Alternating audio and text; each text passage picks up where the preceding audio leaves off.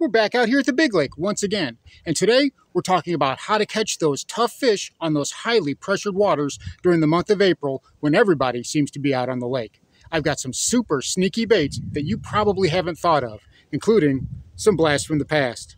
You don't want to miss this one. Stick around.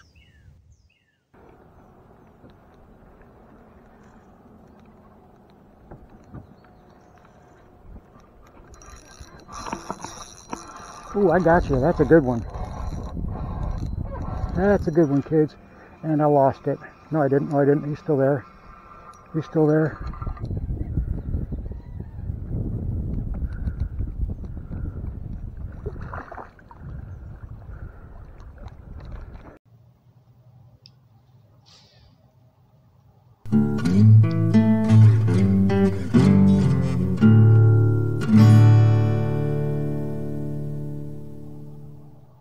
And here is this video's featured comment. Congratulations! If you would like to have a chance to have your comment featured in an upcoming video, all you've got to do is leave a comment. And now, on with the video. Welcome back to Lowbrow Fishing, and today we're talking about those highly pressured April lakes. Right now, your local lakes, if it's like mine, are getting hammered. It's the middle of the week here, and there are so many boats on this lake in the middle of the day. It's just almost obscene. Of course, this is just a few days before Easter, so that may have a lot to do with it, but all through the month of April, you're going to find that this is when most of your anglers, most of your fishermen, especially your fair weather fishermen, they're the ones who are going to try to come out and take advantage of the first good weather of the spring. And a lot of times they don't last very long. Usually by May or June, they've gone back off of the lake and it starts to die down just a little bit. But right now, well, those waters are really crowded. So how do we keep catching fish? I mean, do you just go hide in a hole somewhere until after Easter or until after April? No, there's a reason why everybody's at the lake right now. That's because the fishing is really, really good. But as we've talked about before, I like to stand out. I like to have presentations that still work, that are still going to be attractive to the fish, unlike wacky rigged horny toads. If you've missed that video, I'm going to go ahead and link it in the description. More of those challenge videos are on the way. You guys really seem to like the last one. I mean, it really exploded, so I've got more coming on the way. Anyway, we're going to talk two different types of baits here. We're going to talk faster baits, and we're going to talk more finesse baits. So you'll have power fishing covered and finesse fishing covered. So the first thing we're going to go with is, well, you've got a lot of guys who are throwing square bills and lipless cranks, and they've got them ripping through the water. They're burning them and they're stopping them, and they're burning them and they're stopping them. And that's an effective way to do that. But for me, when I see that happening, well, I go to something like this. This is a KVD 2.5. This is silent. It has no rattles in it. And it gets down, I don't know, I can probably get this one down probably between 6 and 8 feet if I run it on thin enough line. And I'm usually running it on about 12-pound fluorocarbon. So I can get this down pretty good. Now, what makes this stand out, obviously, is this is a more silent running bait. And you can still burn these. Give it a real good burn, 5 or 6 cranks, let it pause for just a second, and then burn it again. You can really catch some nice bass doing that. If you haven't tried it, I really suggest doing it. And it gets you in the habit of learning how to fish faster when those waters warm up and you need to fish faster. Sometimes that's the only way you'll get that bass to react. If it's zipping by its head and it doesn't have time to really get a good look at it, it's just a blur, they go after it and they slurp it down, or they try to. Something like a KVD, something like a fritz side, anything that doesn't have rattles in it, and it's going to be a more silent presentation. That, for me, tends to work a lot better, especially on heavily pressured bodies of water, because those fish, they learn to associate those rattles with lures and with fishermen. They're already hearing the boat motors, they're already hearing the pings of the sonar and the trolling motor, and they hear you talking and the thumping as you open up your gear storage, and they're banging around as you're opening up your tackle box and changing out your rods. So the more quiet you can be, and that applies to your lures, the more stealthy you can be, the more luck you're going to have. Now, next up, we've got another thing that's just a little bit more loud, a little bit less subtle. But during the springtime, you're going to have that rain, and you're going to have that water rush from those creeks. It's going to stain everything up. It's going to start to get muddy. Well, a lot of times you're going to have to go a little bit louder. And that's where something like this really comes into play. Obviously, this is a 1/2 ounce slobber knocker.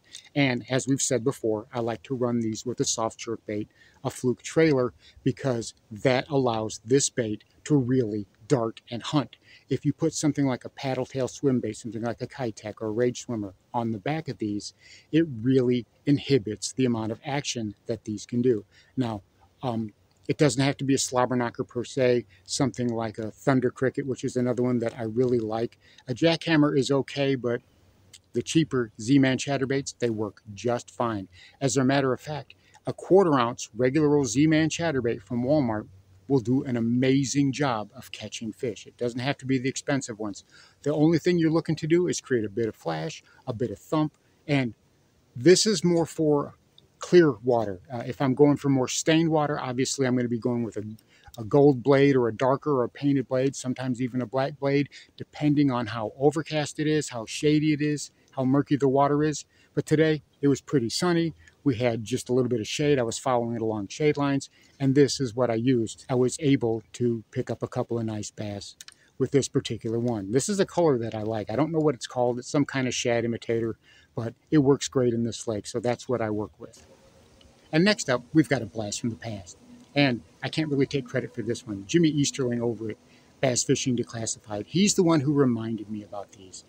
Back when I was a kid, a popular bait was a man's Little George, if you remember anything about those. It was a little minnow-looking style bait with a single treble hook, and it had a spinner on the back end of it, kind of like these.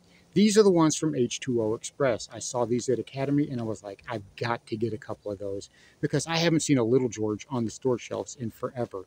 This is almost exactly the same thing. This is the 1/8 ounce version. This is the 1/4 ounce version, and it's just a little subtle tail spinner. They work really, really well. I mean, it's essentially a chuck and wind. Something about that little tail spin that just drives those bass crazy. It's not as loud or obnoxious as a spinner bait or a bladed jig or anything like that. It's more subtle. It's more along the lines of something like your inline spinners, like your Meps and your Rooster Tails and something like that, crossed with a lipless crankbait. But these don't have any rattles, and the only source of thump and vibration is from that tail. They've got a little bit of wiggle in the water, but not a whole lot. But I got to thank Jimmy over at Bass Fishing Declassified for reminding me of these. These little things are great. So if you see these and you get a chance to pick one up, I recommend doing so. They're not expensive. Even the man's Little George is not really that expensive. They still sell them for as far as I know. So if you can get a chance to get a couple of these, I'm telling you, nobody else on your lake is throwing these. And that's kind of the key. We want to stay where the bass are still attracted to our presentations, but we want to stand out from the crowd. And these are a great way to do that. Now we're going to move on to some topwater, and this guy right here. It made an appearance in a recent video. This is a Cotton Cordell, boy howdy. They made these for years. They stopped making them and then they reissued them. And this is the prop version. They come in 2 different versions. There is a tail weighted type that's got a round ball here and they kind of sit like this in the water. They don't have props, but you work them the same way. I've got several of those, but right now with the water being a little bit more murky and we had slick calm conditions, I was able to work this when I first got here. And I caught a couple of nice fish on it. It was actually really nice. So this has been my go-to topwater lately. I've tried working a buzzbait. I've tried working a walking bait like a spook or a jaywalker, and that doesn't seem to be what they want. They seem to want it right over the top of their head where it sits there for just a second. I've tried a popper and something like a Rico popper, and that hasn't worked out. It's this one right here. They want a prop style bait. I've done pretty good with the Devil's Horse, but this is the one that they've really gone after. So get your hands on some of these. They're not bad. I think they're about $6. You can pick these up pretty much anywhere. Get both types if you can. The tail weighted type, they cast like a missile. They sit like this in the water and they just kind of bloop, bloop. They're more subtle than these type are, and you can actually work them in place a little bit better than you can these, but they don't create as much splash. So if your waters are really, really extra pressured, you might want to consider those. The topwater season is here for a lot of the South, and it's getting more and more so for the rest of the country as things warm up. So I wouldn't miss out on a prop style bait like this boy howdy.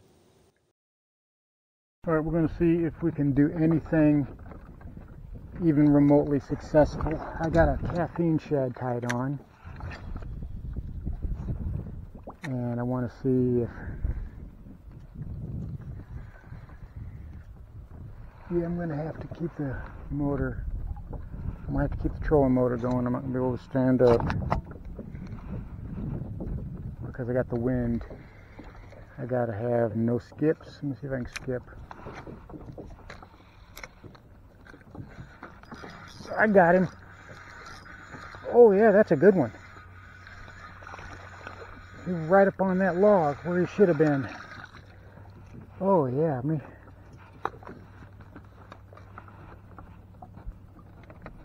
All right. Ooh boy. As soon as it hit the log, he was on it. Didn't I catch you the other day?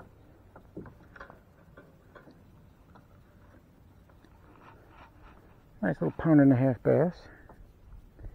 Nice little £1.5 bass right there. All right, well.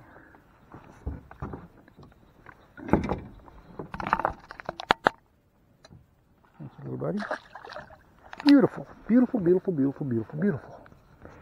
Now we're going to slow things down just a little bit. This is the real meat and potatoes. This is the finesse part. This is where I do most of my damage. It seems the more I slow down, the more I pay attention, even getting to where I'm dead sticking a lot of the time, that's where I'm getting most of my bites, with a couple of rare exceptions that we'll talk about. But first, we're going to start talking about a bait that I don't see hardly anybody throwing, and I'm catching fish on them left and right, and that is a soft plastic jerk bait or a fluke style bait. This is a KVD, caffeine shad by Strike King. They're really soft. This is what I like about them. They're very heavily salted, so they've got a really good sink rate on them. Makes these excellent for fishing weightless. Just put a EWG hook or an off shank hook or whatever you like in here. I prefer an EWG hook with these, a 4-aught, but whatever your favorite hook is, Texas rig this thing, it skips so well. If you really need to get back up under brush, well, this is going to be your best bet. A wacky rig will work great, but it's not weedless. It's got that exposed hook. This is going to be rigged weedless, so you can really do some damage with this, and I have. But speaking of skipping, one of the things I like to do is I like to intentionally knock this off of lumber. If I see a piece of timber in the water, I will cast right at it and try to knock this off of it and create that deflection. Now, a lot of times, especially when I'm skipping, I will cast this right directly at something if I see a stump or if I see a piece of lay down timber or whatever, and I will try to knock this off of that to get that deflection, to make that sound. And there's something about that that just drives the bass crazy. They will slurp this, pretty much any bait, but anything that's in the vicinity, they will just rock these, and the next thing you know, you're struggling with a great big old bass. And that happened here today with these, and it was just a great fight. It's right up there with topwater as you knock that bait off of a piece of structure or a piece of cover, and that bass just inhales it. Deflections matter. So any chance you get, you can make a deflection off of something, whether it's a dock post, whether it's a stump, whether it's a boulder or anything, I suggest you give it a try.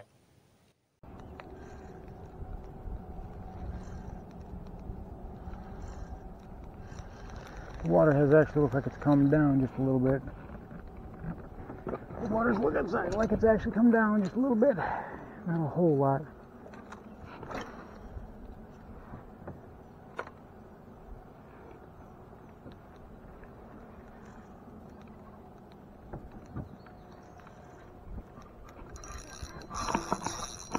Ooh, I got you. That's a good one. That's a good one, kids. And I lost it. No, I didn't. No, I didn't. He's still there. He's still there.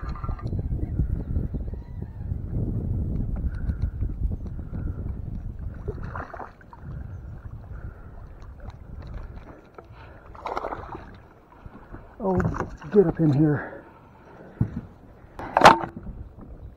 Make sure. So, sometimes you just got to stay the course. Sometimes you just got to stay the course. Figure out what they want, and then hope like heck it works. Again, the NACO rig.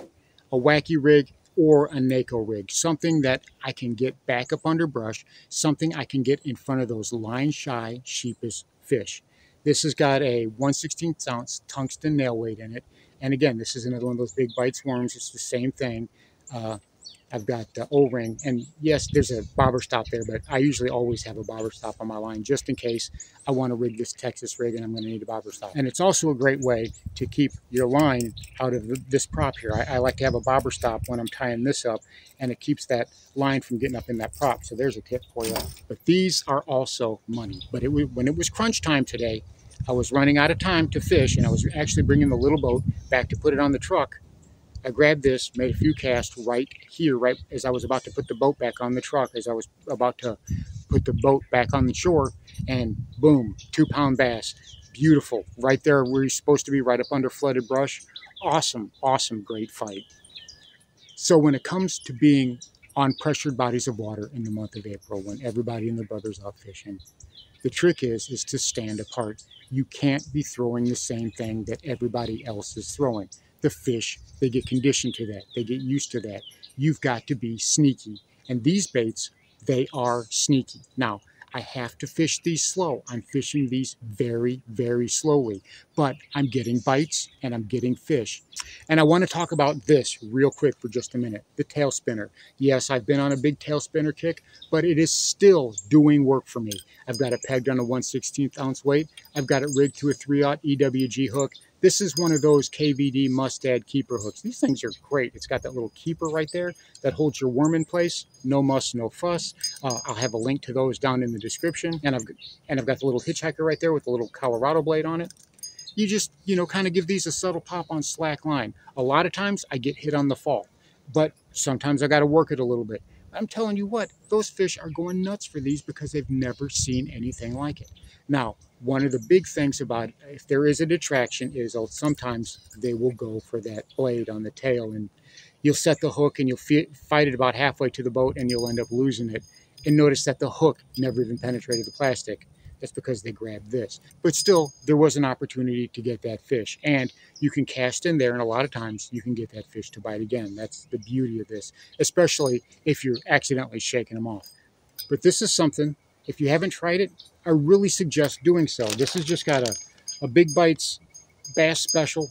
It's in a red color. I don't know what the name of the color is, but I mean, I got these out of a $1.99 box at Academy, and they're just tearing them up with these things. You don't have to spend $8 for a pack of plastics. You can get the cheap stuff and be perfectly fine. And a lot of times I actually like the cheap stuff better because it tends to be tougher and catch more than one fish on it. So again, tail spinner, if you haven't tried it, do it. You're missing out if you don't have one of these. But as we go from April and into May, and some of those guys come off of the water, and it still might be crowded, but it's not nearly as bad, I can speed things up, I can adjust my presentation, and start going louder and a little bit quicker. But right now, things like this is my bread and butter. This is what's working so well for me. I had 3 guys around me almost all day today. Everywhere I went, there was at least 3 other boats, and I was the only one catching fish. And they're all looking at me like, what am I doing? And I've even told a couple of them. I told them this is what I'm doing, and they're like, I'm not doing that. I'm not fishing that way. That's grandpa fishing. I want to fish fast. And they're also not catching fish. So if you really want to catch fish, you're going to have to adjust your presentations, especially finding out what the fish want. So there you have it. Those are my super sneaky baits that I use when the lake is crowded during the month of April. They work great for me. Some of them are similar to what other guys are throwing. Some of them are completely different. Give them a try. I think you'll really like it. Thanks for watching Lowbrow Fishing. We'll catch you in the next one.